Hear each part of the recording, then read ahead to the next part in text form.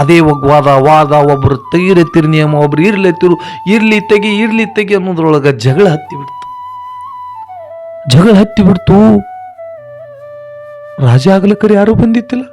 ದಿವಸ ಆಯ್ತು. ಜಗಳ ಹಂತದಂತ ಸಮಯದೊಳಗೆ ಗಂಟೆ ಡನ್ನತ್ತು. ನೋಡ್ರಿ ಎಂತ ವಿಶೇಷ ನೋಡ್ರಿ. ಗಂಟೆ ಡನ್ನತ್ತು. ಜಗಳಾಡ್ತಿರ್ತಕ್ಕಂಥವ್ರು ಆಶ್ಚರ್ಯಚಕಿತರಾಗಿ ಯಾರು ಗಂಟಿ ಬಾರಿಸದರ್ತೇಳಿ ಹೊಳ್ಳಿ ನೋಡ್ತಾರ. ಒಬ್ಬ ಭಿಕ್ಷುಕ ಬಂದು ಗಂಟಿ ಹೊಡೆದನ. ಆತ್ಮೀಯ ಬಂಧುಗಳಿಗೆ, ಒಬ್ಬ ಭಿಕ್ಷುಕ ಹೇಳ್ತಾರೆ ಇವರು, ಒಬ್ಬ ಭಿಕ್ಷುಕ, ನೀವು ಪ್ರತಿನಿತ್ಯ ಮತ್ತೊಬ್ಬರ ಮನಿ ಬಿಕ್ಕಿ ಬೇಡಿ ನಿನ್ನ ಹೊಟ್ಟಿ ತುಂಬಿಸ್ಕೊಳತಿರ್ತಕ್ಕಂಥ ನೀ ಇಲ್ಲಿ ಒಂದು ರಾಜ ಆಗ್ತೀನಂತ ಗಂಟಿ ಹೊಡೆದಿದೆಯಲ್ಲೋ, 2 ವರ್ಷ ಆಗ ನಿನಗೆ ಅರಣ್ಯದೊಳಗೆ ಬಿಟ್ಟು ಸಾವು ಹಿಡಿತಾರೆ. ಸುಮ್ಮ ಮಂದಿ ಮನಿ ಬಿಕ್ಕಿ ಬೇಡಿ ಹೊಟ್ಟಿ ತುಂಬಿಸ್ಕೊ ಹೋಗಂದ್ರು. ಗುರು ಬ್ರಹ್ಮ ಗುರು ವಿಷ್ಣು ಗುರುದೇವೋ ಮಹೇಶ್ವರ, ಗುರು ಸಾಕ್ಷಾತ್ ಪರಬ್ರಹ್ಮ ತಸ್ಮೈ ಶ್ರೀ ಗುರುವೇ ನಮಃ.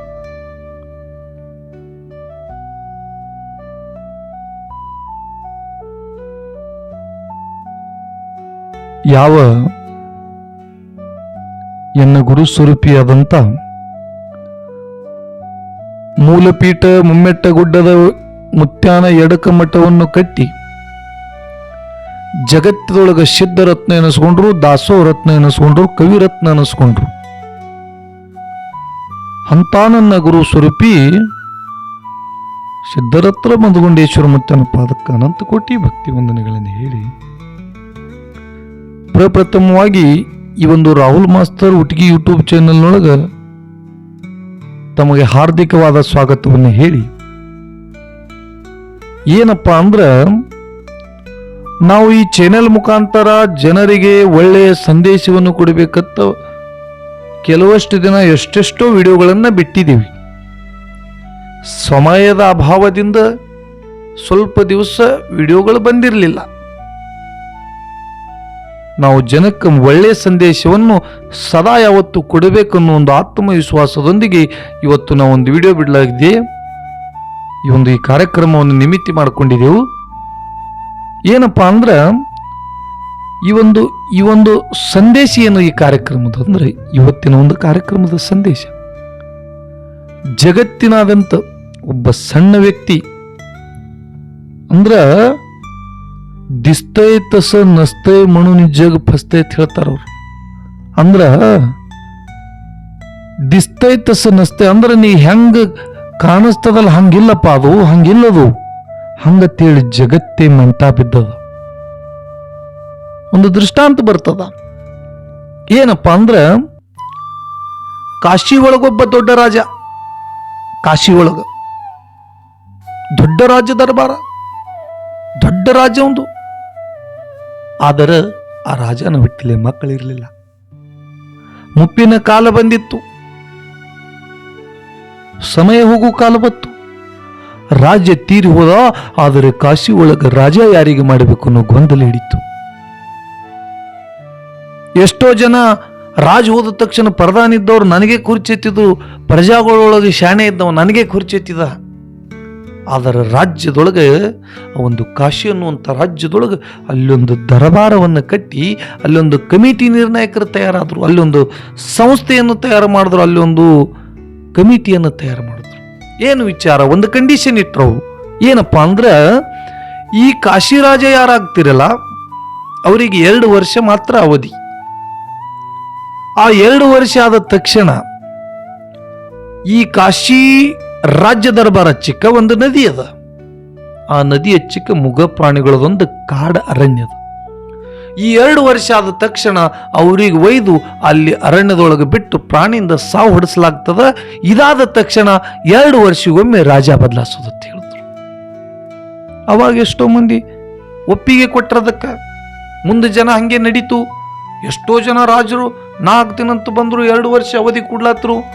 ಇನ್ನೇನು 2 ವರ್ಷ ಮುಗಿಲಾಕ ಬರ್ತದ, ಸಾವು ಸನಿ ಬರ್ತದ ಅಂತೇಳಿ ತಿಳ್ಕೊಂಡು ಎಲ್ಲರೂ ಓಡಿ ಹೋಗ್ಬೇಕಂದ್ರೆ ಅಲ್ಲಿರ್ತಕ್ಕಂಥ ಪ್ರಧಾನಿ ಪ್ರಜೆಗಳು ಹಿಡಿದು ಆ ನದಿ ಒಳಗಿಂದು ಒಯ್ದು ಎಲ್ಲಿ ಮುಗಪ್ರಾಣಿ ಅರಣ್ಯದೊಳಗೆ ಬಿಟ್ಟು ಅವ್ರನ್ನ ಕೊಂದು ಬಿಡ್ತಿದ್ರು. ಹಿಂಗೆ ಎಷ್ಟೋ ಮಂದಿ ಆಗ್ತೀನತ್ತು ಬರೋರು, ಸಾವು ಸನಿ ಅದ ತೇಳನ್ನು ಓಡಿ ಹೋಗಾನೆ ಹಿಡ್ಕೊಂಡು ಒಯ್ದು ಕೊಲವರು. ಹಿಂಗೆ ಎಷ್ಟೋ ಮಂದಿ ರಾಜ್ಯರು ಸತ್ರು. ಇನ್ನು ಹ್ಯಾಂಗ ಮಾಡುದು? ಮುಂದೆ ಯಾರೂ ಆಗ್ಲಕ್ ತಯಾರಾಗಲ್ರು, ಯಾರೂ ರಾಜ ಆಗ್ತೀನಿ ಅಂತ ಹೇಳಿ ಬರೋವಲ್ರು. ಆ ಒಂದು ತಯಾರು ಮಾಡಿರ್ತಕ್ಕಂಥ ಕಮಿಟಿಗೆ ಚಿಂತೆ ಹತ್ತು ರಾಜ್ಯ ದರ್ಬಾರಿ ಯಾರು ಮಾಡೋರು? ಹಿಂದೆ ನಿಯಮ ಮಾಡಿದೆವು, ಯಾರೂ ಬರ್ಲಾಕ ತಯಾರಿಲ್ಲ. ಇನ್ನು ಹ್ಯಾಂಗ ಮಾಡುದು ಅಂತ ಹೇಳಿ ಅಲ್ಲೆಲ್ಲರಿಗೆ ಮತ್ತೆ ಜನ ಕೂಡಿಸಿದ್ರು. ಜನ ಕೂಡಿಸಿ ಹೇಳ್ತಾರ, ನೋಡ್ರಪ್ಪ ಹಿಂಗಾಯ್ತು, ಇನ್ನ ಜನ ತೀರಿ ಹೊಂಟು, ಯಾರೂ ಬರ್ಲಾಕ ತಯಾರಿಲ್ಲ. ಇನ್ನು ನಾವು ನಿಯಮಗಳನ್ನು ಬದಲಾಯಿಸೋಣ, ಏನ್ರೆ ಬೇರೆ ನಿಯಮಗಳನ್ನು ಮಾಡೋಣ, ಬೇರೆ ನಿಯಮಗಳನ್ನು ಜಾರಿಗೆ ತರೋಣ ಅಂತೇಳಿ ವಿಚಾರ ಮಾಡೋ ಮುಂದೆ ಇನ್ನೂ ಕೆಲವೊಬ್ಬರು, ನೀವೇನು ಹೊಸ ನಿಯಮಗಳನ್ನು ತಂದ್ರಿ, ಆದ್ರೆ ಹಿಂದೆ ಎಷ್ಟೋ ಜನ ಸಾವನ್ನಪ್ಪ್ಯಾರ, ಅವ್ರಿಗೆ ಅನ್ಯಾಯ ಮಾಡೋದಂಗಾಗುದಿಲ್ಲೇನು? ಅವಾಗ ಈ ನಿಯಮಗಳನ್ನು ತಂದಿದ್ರ ಹಿಂದೆ ಸತ್ತರು ಉಳಿತಿದ್ರಲ್ಲ, ಅವ್ರಿಗೆ ಅನ್ಯಾಯ ಆಗುತ್ತಲ್ಲ ಅಂತೇಳಿ ಎಷ್ಟೋ ಜನ ವಾದಗಳು ನಡೀತು. ಇನ್ನು ಹ್ಯಾಂಗ ಮಾಡೋದು ಅಂತ ಹೇಳಿ ಇವರೆಲ್ಲರ ವಿಚಾರಗಳೊಳಗ ಇನ್ನೂ ಒಂದು ಗಂಟಿ ಕಟ್ಟಿ ಹೋಗಿಬಿಟ್ರು. ಅಲ್ಲೊಂದು ಗಂಟಿ ಕಟ್ಟಿದ್ರು. ಈ ಗಂಟಿ ಬಂದು ಯಾರು ಬಾರಿಸ್ತಾರ ಅವರೇ ರಾಜ. ಇದೇನು 2 ವರ್ಷದ ನಿಯಮ ಇದು ಇದ್ದಂಗೆ ಅಂತೇಳಿ ಇಷ್ಟು ಹೇಳಿ 8 ದಿನ ಅವಕಾಶ ಕೊಟ್ರೆ ಯಾರು ಬಂದು ಬಾರಿಸ್ತಾರ ಅಂತೇಳಿ 8 ದಿವಸ ಆದ್ಮ್ಯಾಗ ಮತ್ತೆ ಕಮಿಟಿ ಕೂಡಿಸಿದ್ರು. ಚರ್ಚೆ ನಡೀತು. ಅದೇ ವಾದ, ಒಬ್ಬರು ತೆಗಿರತ್ತಿರು ನಿಯಮ, ಒಬ್ರು ಇರ್ಲಿ ತೆಗಿ ಅನ್ನೋದ್ರೊಳಗೆ ಜಗಳ ಹತ್ತಿಬಿಡ್ತು. ರಾಜ ಆಗ್ಲಿಕ್ಕರೆ ಯಾರೂ ಬಂದಿತ್ತಿಲ್ಲ. 2 ದಿವಸ ಆಯ್ತು. ಜಗಳ ಹಂತದಂತ ಸಮಯದೊಳಗೆ ಗಂಟಿ ಡನ್ನತ್ತು. ನೋಡ್ರಿ ಎಂತ ವಿಶೇಷ ನೋಡ್ರಿ. ಗಂಟಿ ಡನ್ನತ್ತು. ಜಗಳಾಡ್ತಿರ್ತಕ್ಕಂಥವ್ರು ಆಶ್ಚರ್ಯಚಕಿತರಾಗಿ ಯಾರು ಗಂಟಿ ಬಾರಿಸದರ್ತೇಳಿ ಹೊಳ್ಳಿ ನೋಡ್ತಾರ. ಒಬ್ಬ ಭಿಕ್ಷುಕ ಬಂದು ಗಂಟಿ ಹೊಡೆದನ. ಆತ್ಮೀಯ ಬಂಧುಗಳಿಗೆ, ಒಬ್ಬ ಭಿಕ್ಷುಕ ಹೇಳ್ತಾರೆ ಇವರು, ಒಬ್ಬ ಭಿಕ್ಷುಕ, ನೀವು ಪ್ರತಿನಿತ್ಯ ಮತ್ತೊಬ್ಬರ ಮನಿ ಬಿಕ್ಕಿ ಬೇಡಿ ನಿನ್ನ ಹೊಟ್ಟಿ ತುಂಬಿಸ್ಕೊಳತಿರ್ತಕ್ಕಂಥ ನೀ ಇಲ್ಲಿ ಒಂದು ರಾಜ ಆಗ್ತೀನಂತ ಗಂಟಿ ಹೊಡೆದಿದೆಯಲ್ಲೋ, 2 ವರ್ಷ ಆಗ ನಿನಗೆ ಅರಣ್ಯದೊಳಗೆ ಬಿಟ್ಟು ಸಾವು ಹಿಡಿತಾರೆ. ಮಂದಿ ಮನಿ ಬಿಕ್ಕಿ ಬೇಡಿ ಹೊಟ್ಟಿ ತುಂಬಿಸ್ಕೊ ಹೋಗಂದ್ರು. ಅವಾಗ ಅಂದವ, ನಿಮ್ಮ ನೇಮ ಏನದ ಗಂಟಿ ಬಾರದವ್ರಿಗೆ ರಾಜ್ಯ ಕಾರಭಾರ ಕೊಡ್ಬೇಕಾಗ್ಯದ, ನಾ ಇವತ್ತು ಬಂದು ಭಾರಿಸಿ ನನಗೆ ರಾಜ ಮಾಡ್ಬೇಕಂದ್ಬಿಟ್ಟ. ನೋಡ್ರಿ ಎಂತ ವಿಚಾರ ನೋಡ್ರಿ ಭಿಕ್ಷುಕಂದು. ಅವಾಗ ನಿಯಮ ಪ್ರಕಾರ ಆ ಭಿಕ್ಷುಕನಿಗೆ ರಾಜ ಮಾಡಿದ್ರು. ರಾಜ್ಯ ದರ್ಬಾರದೊಳಗೆ 6 ತಿಂಗಳು ರಾಜ್ಯ ಮಾಡ್ಲತ್ತ. ಎಷ್ಟೋ ಜನರ ಬಡಬಗ್ಗರಿಗೆ ಸಹಾಯ ಮಾಡ್ಲತ್ತ. ರಾಜ್ಯದೊಳಗೆ ವಾತಾವರಣ ಬದಲಾಯಿಸಿಬಿಟ್ಟ, ರಾಜ್ಯದೊಳಗೆ ಬದಲಾವಣೆ ಮಾಡಿಬಿಟ್ಟ, ರಾಜ್ಯದೊಳಗೆ ಸುಧಾರಣೆ ಮಾಡ್ಲತ್ತ. ಮನುಷ್ಯಗೆ ಎಷ್ಟೋ ಮಂದಿಗೆ ಹಿಡಿಸ್ಲಾತು. ಏನಪ್ಪ ಎಂಥ ರಾಜ! ಹಿಂದೆ ಎಷ್ಟೋ ಮಂದಿ ಐಷಾರಾಮಿ ಜೀವನ ತೆಗಿತಿರು, ಸಾಯ್ಲಿಕ್ಕೆ ಬರನಿ ಓಡಿ ಹೋಗ್ತಿರು. ಆದರೆ ರಾಜ್ಯದ ಪ್ರಜೆದು ವಿಚಾರ ಮಾಡ್ತಿರ್ತಕ್ಕಂಥ ಒಬ್ಬ ರಾಜ್ಯ ಇವತ್ತು ಬಂದಾನಂದ್ರೆ ಜಗತ್ತದೊಳಗೆ ಎಂಥ ಪುಣ್ಯವಂತ ನಮ್ಮರಂತ. ನಾವೇನೋ ಭಿಕ್ಷುಕ ಅಂತ ದೂರ ಮಾಡ್ತಿದ್ದೆವು, ಅದರ ಪ್ರಜೆಯನ್ನು ಅದನ್ನು ಲೆಕ್ಕಿಸಿ ಅವರನ್ನು ಒಳ್ಳೆಯ ಭಾವದಿಂದ ನೋಡಿ ಅವರ ಸುಧಾರಣೆಯನ್ನು, ಅವರಿಗೆ ಸಹಾಯವನ್ನು ನೀಡ್ತಿರ್ತಕ್ಕಂಥ ಒಬ್ಬ ರಾಜ್ಯವನ್ನ ನಾವು ಜಗತ್ತದೊಳಗೆ ಎಂಥ ಪುಣ್ಯವಂತರಿ ಅಂತ ವಿಚಾರ ಬರಲಾತು.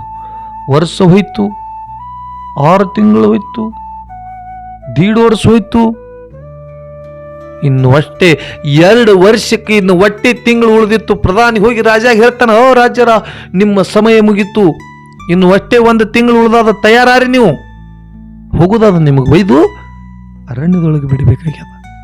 ಆಯ್ತಂದ. ಮುಂದೆ 15 ದಿನ ಬಂದು ಎಚ್ಚರಿಕೆ ಕೊಟ್ಟ. ಆಯ್ತಂದ ಪ್ರಧಾನಿ ಅತ್ತನ.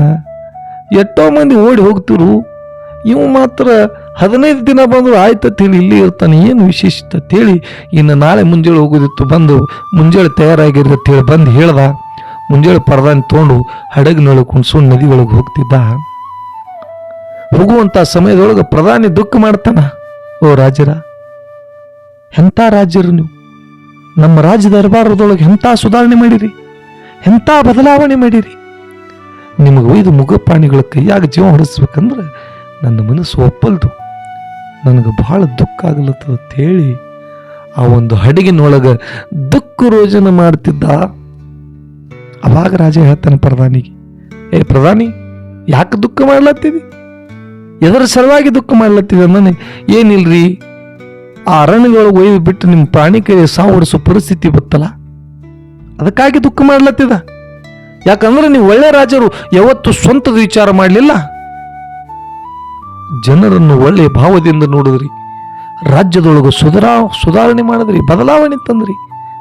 ಅದಕ್ಕಾಗಿ ನನಗೆ ದುಃಖ ಆಗ್ಲತ್ತು ಅಂದ. ಎಲ್ಲದ ಮುಗಪಾನಿಗಳ ಕಾಡಂದ. ಆ ನದಿ ದಾಟ್ಕೋತು ಬಂದಿರು ಹಳ್ಳಿ ತಿರುಗಿ ನೋಡೋದ್ರೊಳಗ ಕಾಡಿದ್ದುದು ಅಲ್ಲೊಂದು ದೊಡ್ಡ ರಾಜ್ಯ ಅರಮನೆಯಾಗಿತ್ತು. ಆ ಅರಮನೆ ಮುಂದದೊಂದು ದೊಡ್ಡ ಹೈವೇ ಆಗಿತ್ತು. ಅಲ್ಲೊಂದು ಊರು ತಯಾರಾಗಿತ್ತು. ಆನಂದವಾದ ಪ್ರಧಾನಿ, ಏನ್ರಿ ಪ್ರತಿ ಸಲ ಬರುವ ಮುಂದ 2 ವರ್ಷದ ಹಿಂದೆ ಇಲ್ಲಿ ಒಬ್ಬ ತೀರ್ಕೊಂಡ ನಾವು ತಂದು ಬಿಟ್ಟಿದ್ವಿ ಅರಣ್ಯದೊಳಗ. ಆದ್ರೆ ಇವತ್ತು ಇಲ್ಲಿ ಏನು ಅರಮನೆ ಆಗ್ಯದಲ್ಲ, ಇಲ್ಲಿ ರೋಡ್ ಆಗ್ಯದ, ಇಲ್ಲಿ ಒಂದು ಸಿಟಿ ತಯಾರಾಗ್ಯದ. ಏನು ಕಾರಣ, ಹೆಂಗೆ ಏನು ಅಂತಂದ. ಅವಾಗ ಆ ಭಿಕ್ಷುಕ ಆಗಿರ್ತಕ್ಕಂಥ ರಾಜ್ಯನ ಸ್ವರೂಪಿಯಾದಂಥವ ಹೇಳ್ತಾನೆ, ನೋಡು, ಹಿಂದೆ ಎಷ್ಟೋ ಮಂದಿ ರಾಜ್ಯರಾಗ್ಯಾರ, ಐಷಾರಾಮಿ ಜೀವನವನ್ನು ಕಳೆದಾರ. ಸಾವು ಸನ್ನಿ ಬಂದತ್ ಮುಂದೆ ಓಡಿ ಹೋಗ್ಲಿಕ್ಕೆ ಹೋಗಿ ಇವು ಮೃಗಪ್ರಾಣಿಗಳಿಂದ ಸಾವಪ್ಪ್ಯಾರ. ಆದರೆ ನಾ ಎಂದು ಈ ರಾಜ್ಯ ದರಬಾರದೊಳಗೆ ಕೂತ ರಾಜ ಆದ ನೋಡು. ಮರುದಿವ್ಸೇನ ಅರಣ್ಯ ವಿಭಾಗದವರಿಗೆ ಕರೆಸಿ ಇಲ್ಲಿದ್ದ ಪ್ರಾಣಿಗಳನ್ನೆಲ್ಲ ಒಂದು ಕಡೆ ಕೂಡಿಸಿನಿ. ಇಲ್ಲಿದ್ದಿರ್ತಕ್ಕಂಥ ಗಿಡ ಮರಗಳನ್ನ ಕಡಿದು ಇಲ್ಲೊಂದು ದೊಡ್ಡ ಊರನ್ನೇ ತಯಾರು ಮಾಡಿ, ಇಲ್ಲೊಂದು ಸಿಟಿ ತಯಾರು ಮಾಡಿ, ಇಲ್ಲಿ ನನ್ನದೇ ಆದ ಒಂದು ಅರಮನೆ ಕಟ್ಟಿದ. ಅದಕ್ಕೆ ನಾನೇ ರಾಜ. ಅದು ಕಾಶಿಯ ರಾಜ. ಆದ್ರೆ ಇದಕ್ಕೆ ಉತ್ತರ ಕಾಶಿ ಅಂತ ಹೆಸರಿಟ್ಟು ಜಗತ್ತಿನೊಳಗೆ ಇದಕ್ಕೆ ರಾಜ್ಯ 2 ವರ್ಷದ ಕಾಲಾವಧಿ ಅಷ್ಟೇ ರಾಜ್ಯ ಅಲ್ಲ, ಇದು ನನ್ನದೇ ಆದ ಸ್ವಂತ ದರಬಾರದಿಂದ ತಯಾರು ಮಾಡಿರ್ತಕ್ಕಂಥ ಈ ಅರಮನೆಗೆ ನಾನೇ ಕಾಯಂ ರಾಜ, ನಾನೇ ಕಾಯಂ ರಾಜ ಅಂತ. ನೋಡ್ರಿ ಎಂತ ಮಾತು ಹೇಳಿದ ಭಿಕ್ಷುಕ ಅಂತೇಳಿ ಧಿಕ್ಕಾರ ಮಾಡ್ತಿತ್ತು ಜನ. ಆದರೆ ಎಂತ ಕೆಲಸ ಮಾಡ ಹೇಳ್ತಿರ್ತಕ್ಕಂಥ ತಾತ್ಪರ್ಯ ಇಷ್ಟೇ ಅದ. ನಿಜ ಜೀವನದೊಳಗ ಪರಮಾತ್ಮ ನಮಗೂ ಕೂಡ ಒಂದು ಅವಕಾಶ ಕೊಟ್ಟಾನ. ಇಷ್ಟೇ ಸಮಯ ಹೇಳಿ ಒಂದು ಅವಕಾಶ ಕೊಟ್ಟಾನ.